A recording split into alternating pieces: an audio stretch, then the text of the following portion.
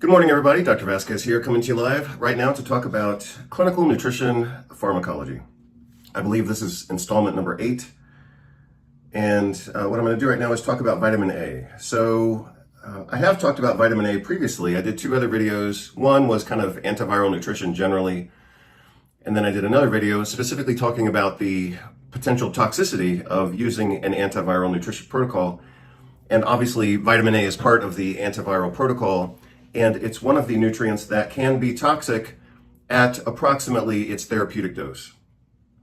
So we call that the therapeutic index, which is how much space do we have between efficacy, let's say, and toxicity. And with vitamin A, sometimes we have to use high doses. I'm going to talk about that. Oops, sorry for moving the camera. I'm going to talk about that right now. And we have to know how to monitor for toxicity. So again, I probably won't repeat everything that I said previously in the other videos about vitamin A and specifically the toxicity, because I'm just going to do this spontaneously. And, you know, the value of doing things spontaneously at times is that it's a different perspective. It's fresh. It's not just me, you know, reading the same slides or looking at the same, you know, template that I've used before. I'm just going to give you what I think is important, and I think that will be sufficient, but also, like I said, different from what I've presented previously. So the only thing I want to reference that I have done previously is last year, I believe last year, or the year before that, I'm not sure exactly. I guess it was last year. When we were in Argentina, I was able to finally understand a good template for discussing pharmacology. So I am going to reference that. And I've written it down on the screen just a few moments ago. And that was the FACIL pharmacology acronym that you're looking at right here. So as you can tell, F stands for function. So this is kind of a conversational template. Like if you were to, or in this case, I'm going to talk about vitamin A. If we were to talk about a vitamin, this actually has not simply a template, and it's not simply an acronym, of course, but it's actually, in my opinion, kind of conversational. I mean, this is the way we would kind of flow through our understanding of a vitamin. So I'll just talk about that real quickly and see if I want to then use it for vitamin A. So the first one is function. So you would need to know what the vitamin does. You would need to know how to administer it, looking out for complications, contraindications, and other cautions. The I is for interactions. So, for example, in some cases we would say, oh yeah, sure, this treatment is great, but not for people with X disease or taking a certain drug. So sometimes you have to think not just about the agent that you're using, whether it's a drug or a nutrient, but you also have to think about the kind of the context and specific to that patient. What diseases do they have?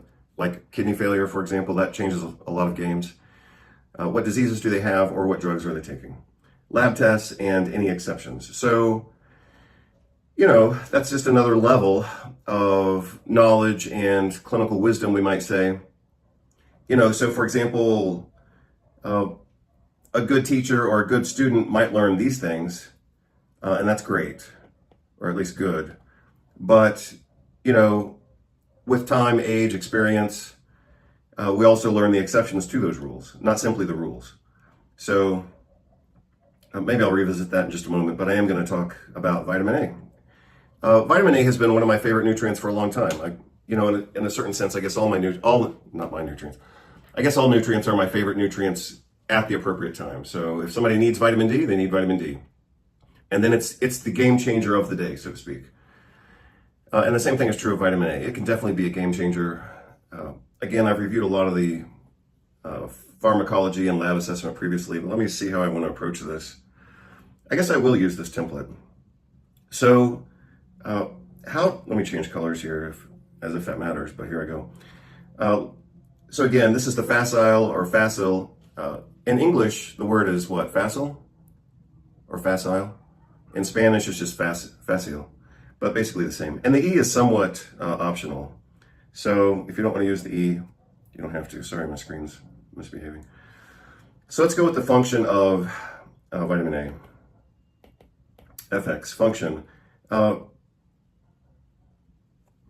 Kind of on a molecular basis, vitamin A gets transferred to a nuclear receptor. So it basically acts kind of like a nuclear transcription factor along forming kind of a heterodimer with the vitamin D receptor. So I'll just say this. I'll just say it impacts genetic expression.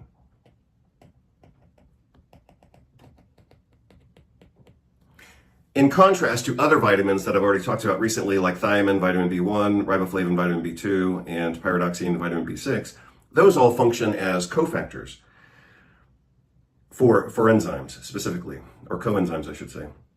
But when we talk about vitamin D and vitamin A, those have a direct impact on genetic expression.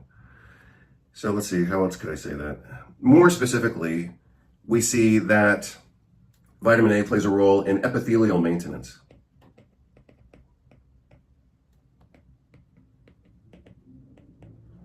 And also cellular differentiation.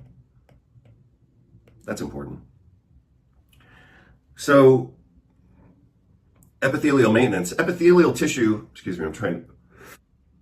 so epithelial tissue is like your skin. It's also like the skin inside your mouth, mucosal epithelium, and also the gut epithelium, which is usually columnar cells, etc., within the gastrointestinal tract. So to maintain barrier defense, like your skin, in your mouth, in your lungs, in your trachea, in your throat, in your gut, you have to maintain those tissues. If those tissues are being attacked, so-called by an infection, then you would reasonably expect that the nutrient requirements for those tissues would also increase. And indeed, that's the case.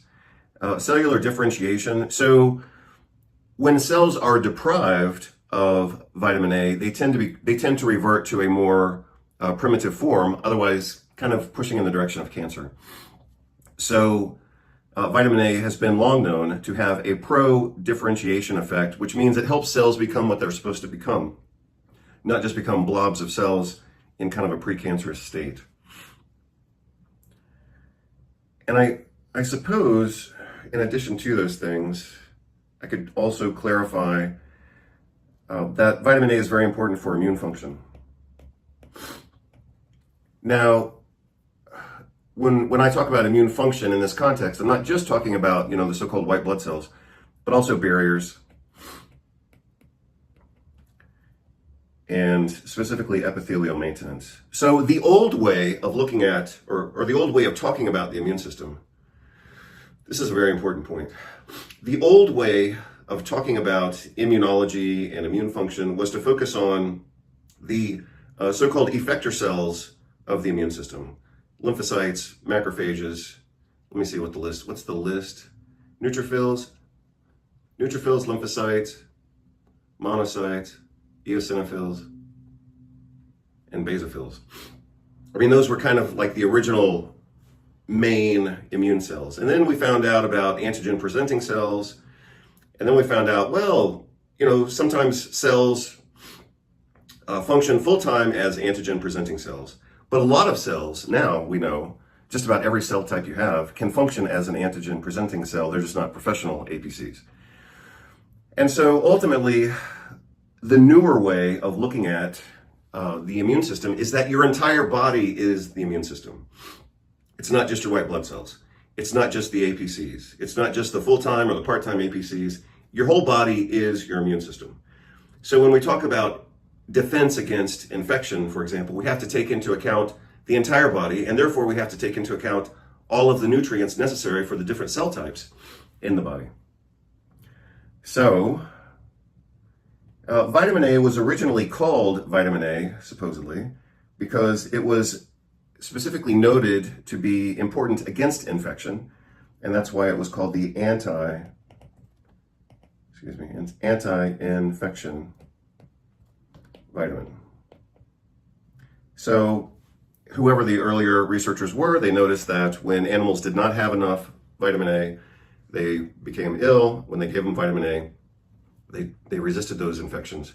And that's why vitamin A was initially called, around the time of its discovery, vitamin A, because it was the anti-infection vitamin. All right, so let's see if I can build upon that. Administration. Administration of vitamin A is usually oral. And a lot of times we give it in big doses, like so-called bolus doses. I have some resistance to using the term bolus dose because it's been so horribly misused with regard to vitamin D. But for vitamin A, it's probably still appropriate. So obviously you can do kind of chronic dosing, chronic daily or weekly dosing. You could just put someone on a pretty steady dose, or maybe once a week you could dose them if you want to do it that way. But more commonly, I would say, we think of using vitamin A in bolus doses. So we just spike it, and maybe a month later we spike it again and we spike it again.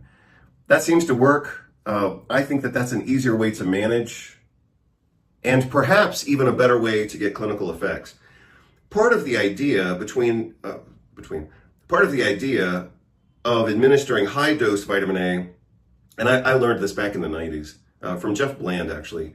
And I'm not necessarily saying that this was his idea. As I recall, again, this would have been like 1995, so 30 years ago. So the lecture that I'm recalling from him, this was back, I guess this was back around the time that functional medicine started, because that was 1994. But Jeff Bland used to do a series of videos, or not videos, audio cassettes from his lectures, and that was called, that's when he was running a company called HealthCom. Anyway, it was a series of cassettes. And what he said in one of those cassettes, he was citing someone else's research, of course, but he said the idea between, I don't know why I keep saying between, the idea with using bolus doses of vitamin A is to kind of spike the liver and drive, this is almost an exact quote from 30 years ago, and drive the vitamin A into the peripheral tissues. So maybe that's why bolus dosing actually works, is because you're not trying to load the liver, which is the preferred storage organ for vitamin A. You're actually trying to bypass the liver and push this vitamin A. You're trying to kind of overwhelm the liver, so to speak, and push this vitamin A into the peripheral tissues. So that's part of why vitamin A is administered typically in bolus doses. Obviously, it's also just more convenient, especially in so-called underprivileged settings or poor settings or vaccination programs and things like that. So that's why you'll see, with a lot of nutrients, we talk about daily dosing, like 200 milligrams a day, 600 milligrams a day, whatever.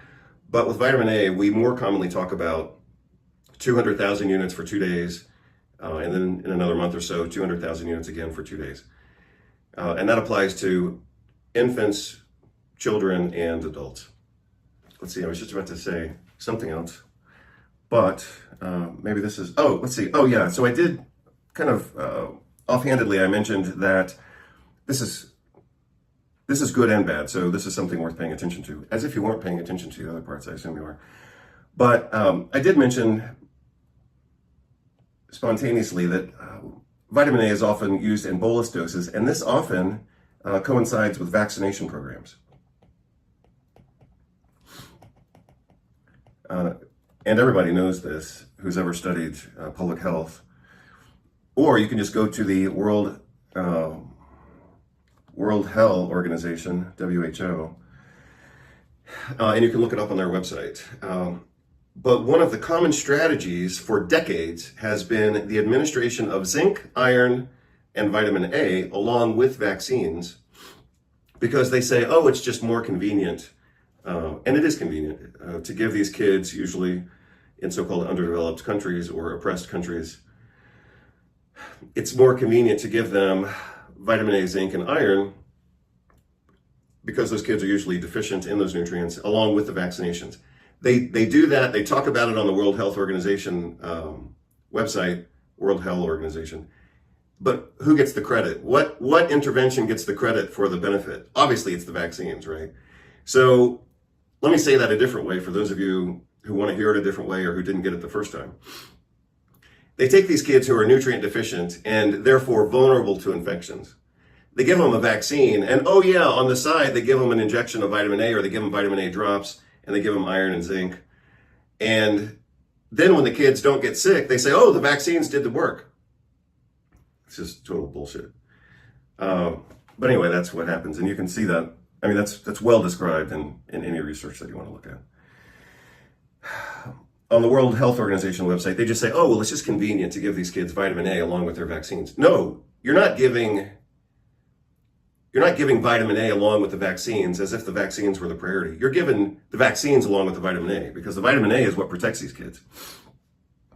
And that also accounts for reductions that you see associated with so-called vaccines, even though if you were to look at the biological plausibility of reductions in mortality after the use of vaccines, the biological plausibility of that is essentially non-existent in many cases. But oh yeah, they forgot to mention that they gave the kids vitamin A at the same time, and that would explain the reduction in mortality. All right, so obviously I need breakfast, but let's just see.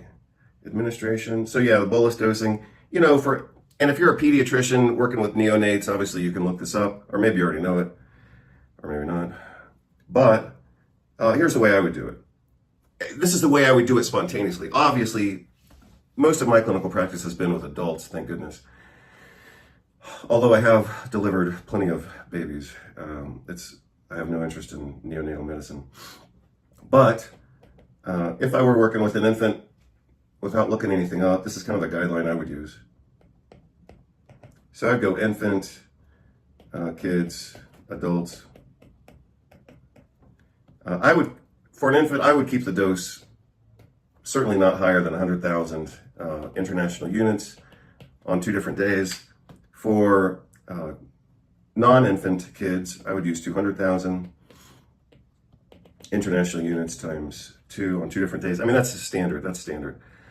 For adults, you have a bigger range there depending on how aggressive you want to be. And so in the past, based on the standardized recommendations, which were usually capped out at 200,000 international units per day, that's fine. For many, many years, that's what I did.